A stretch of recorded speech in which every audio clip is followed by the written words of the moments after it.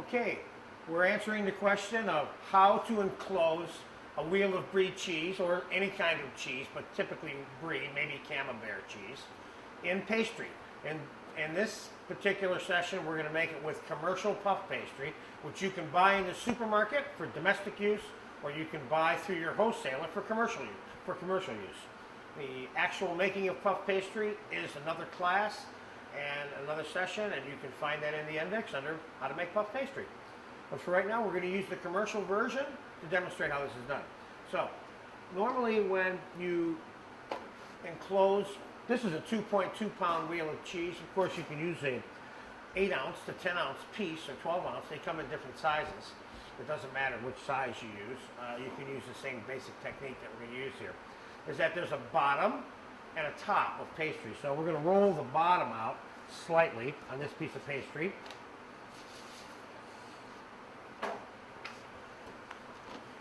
And the actual enclosing of the pastry is fairly simple. And then there's a little slight decorating process that we're going to go through, and I'm going to show you how to make a puff pastry flour and how to decorate this. So that's how that's going to work. And so let's put that right there. That's where it's going to go. Let's roll out the other sheet.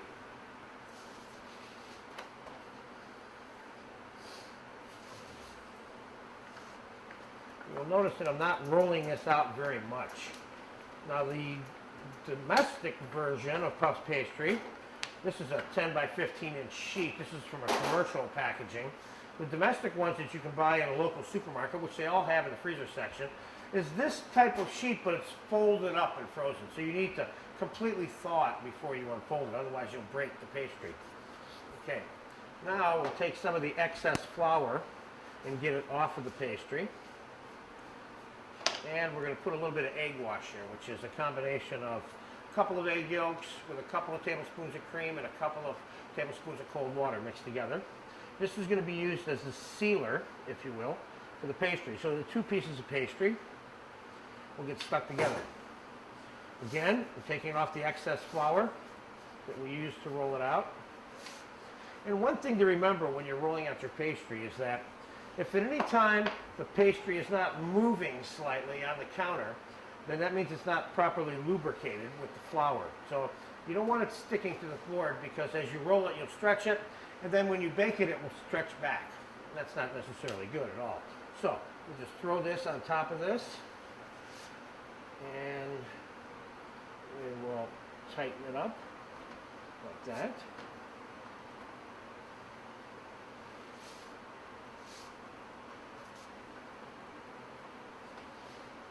And we'll cut it. You certainly don't need a little pastry wheel. You can cut this with a knife too. And we're going to use this excess pastry to decorate it. Now I'm going to lay it on a half sheet pan here. And we're going to quickly begin the decorating process. First, once again, let's get the excess flour off of it. And let's begin by making a little flower for the middle.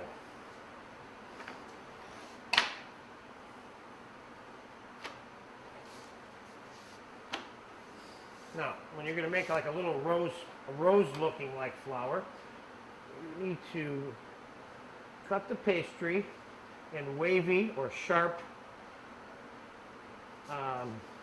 pointed tops and bottoms, so it looks a little bit like that one looks, a little bit wavy, okay?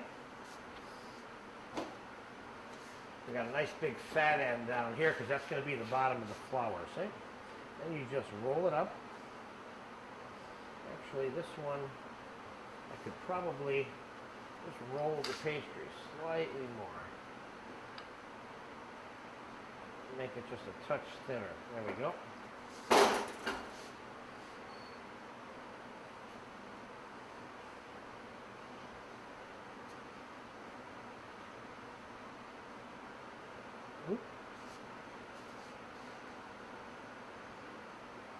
You can see that the different slicing of the pastry makes the petals on the flour, you see?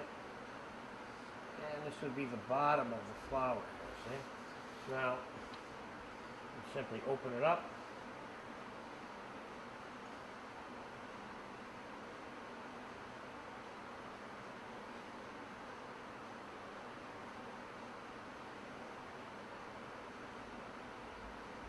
That would simply be the simple version of how to make a flour, and it will bake off. Now you seal the flour, the bottom of the flour, so that it sticks to the pastry.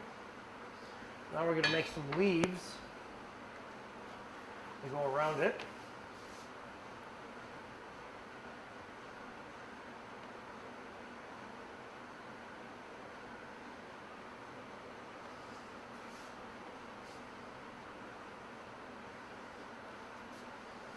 And we're going to put some actual little stem leaves, leaf lines on it with the knife.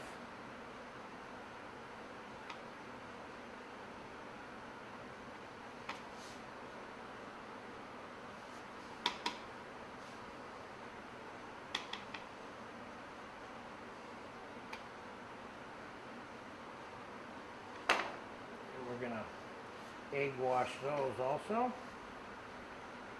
Stick them to the walnut flour.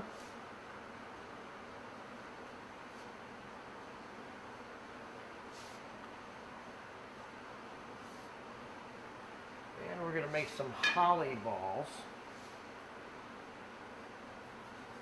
Drop them in the egg wash. Of course, you can decorate this any way you want. I'm just showing you one quick version. It's kind of nice. It's the one that I usually show students that are doing this for the first time, and then because it's one that they can be successful with the very first time that they make it.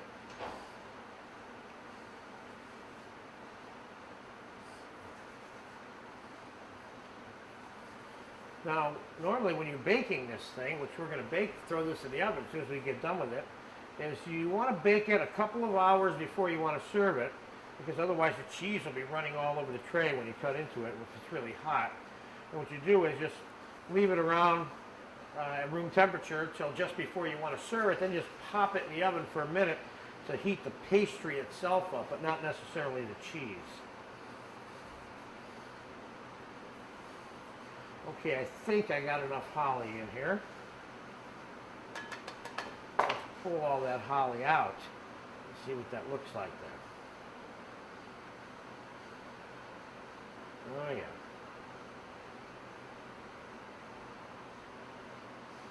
Okay. We'll just dot all the way around the leaves with this.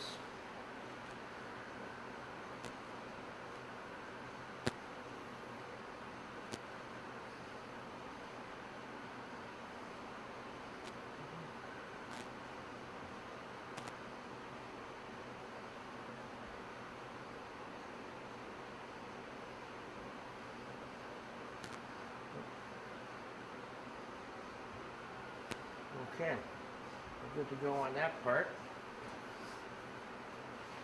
Now we'll cut ourselves a few little crescents and a few little, taking some good classic size biscuit cutters here. Cut ourselves what the French call florins. And a florin is a crescent shaped piece of pastry. Let's go 1, 2, 3, 4, 5 pieces.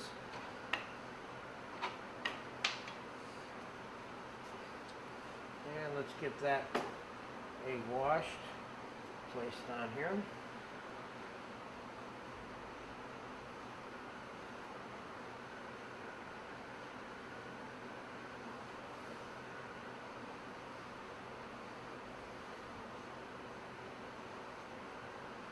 And let's cut out a few little stars and stripes here. Let's do some scoring on here first real quick, which is another way in which one can enhance the look of the finished baked item by making little zigzags on it.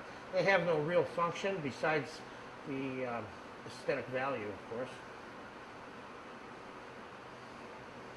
Some students are sometimes asking me if these are ventilation holes, and they are not. So we have a heart, we have a star, we have a teardrop,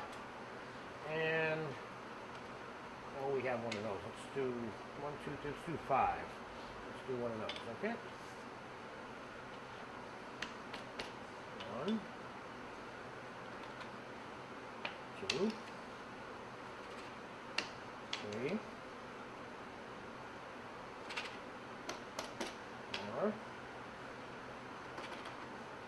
5. Let's egg wash those and put one of those near or in between each one of the crescents.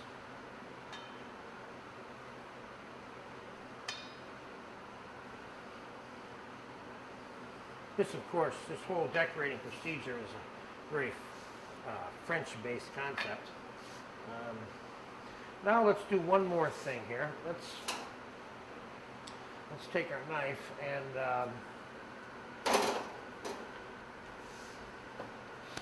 score the bottom of the shell slightly for some more aesthetic value in terms of the final baked item. You can do this with a tiny little fork, but since I'm going to make a crisscross on it, you kind of can't do that. And I'll show you what I mean by that in a second here.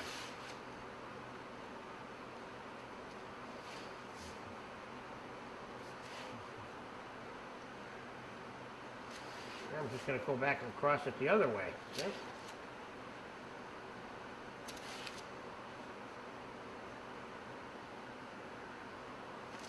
You see that look there? That's kind of nice.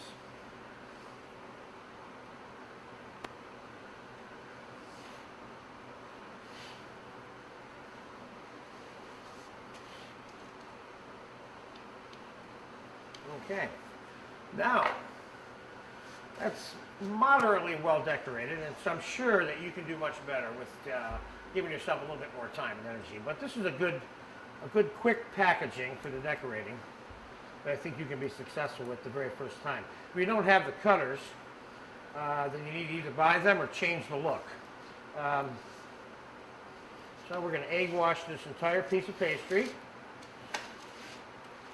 and we're going to bake this in a 400-degree oven. Remember, all we really want to do is bake the puff pastry. And the rule of thumb on the temperature for baking puff pastry in general, which will include this item right here, is 400 degrees for puff pastry. So I'm going to pop this in the oven, then we're going to time elapse this and come back, and I'll show you what this looks like when it comes out of the oven.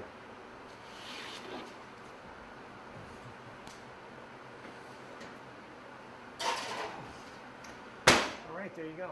So I'll come back in about 45 minutes to half an hour, depending, which in your case is right now. I'll be right now. There's your baked Brie cheese after about 45 minutes in the oven. And I baked it so it was brown enough so that most of the pastry is pretty brown. Being careful not to cook it to death because the cheese inside will turn to water. And so if you want to make this and serve it, the way to do it again, let me repeat, is bake it 2 to 3 hours before you want to serve it. Take it out like I did now, let it cool, let it sit at room temperature. Don't put it in the refrigerator. And then 10 minutes before you want to put it on the tray to serve it, just pop it in the oven on the sheet pan and let the pastry itself get hot. Then you can serve it with some fruit or grapes and so on, whatever your choice might be with being served with this. Some people serve fruit relish, sliced fruit, grapes, poached pears, whatever it might be.